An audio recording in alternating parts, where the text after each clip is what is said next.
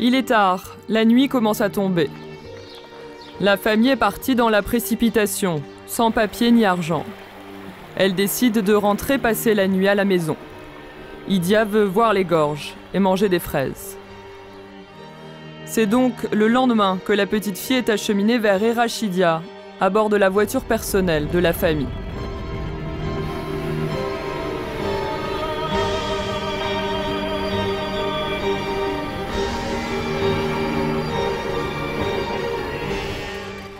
Deux heures après son arrivée, Idia passe un premier scanner de la tête, qui ne révèle rien de grave, selon les médecins. Le cerveau ne semble pas touché, le cou n'est pas fracturé, on constate quelques lésions ça et là. C'est Sfia, la grand-mère d'Idia, qui l'accompagne à l'hôpital. Elle déplore les conditions d'accueil des patients. جبنا لي الدنسة سنتين ولا الدنسة سنتين قلت البيت.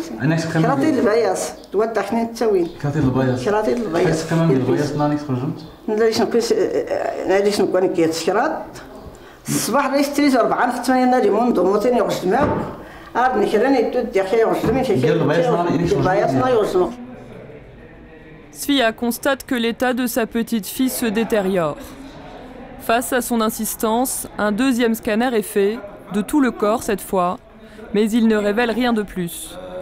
Le médecin suggère à la famille de conduire Idia à Fès pour réparer sa fracture de l'os sous l'œil gauche.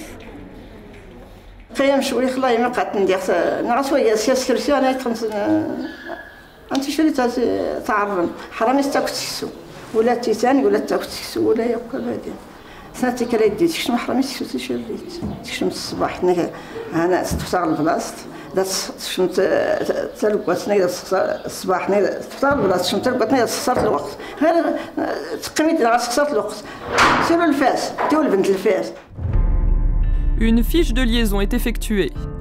Les médecins orientent Idia vers l'hôpital ophtalmologique Omar Drissi de Fès. Mais c'est dimanche soir et cet hôpital n'ouvre qu'en journée. Il n'y a pas de service des urgences. La famille décide de reporter au lendemain matin le départ pour ne pas arriver à Fès en pleine nuit. Mais au réveil, l'ambulancier de l'hôpital a disparu. La famille doit alors trouver une autre ambulance. C'est après toutes ces complications et presque 8 heures de route qu'Idia arrive à l'hôpital Omar Drissi. En arrivant à Omar Drissi, il l'a reçu, il l'a ramené dans une salle. Il a pris le dossier, ouvert le dossier, il lut. Il a vu la fille, il a dit tout de suite il faut ramener la fille au CHE. La fille, il est en état grave, il est en lutte. Ça, je ne vois pas le rapport entre ce qu'ils ont dit ici et l'état de la fille.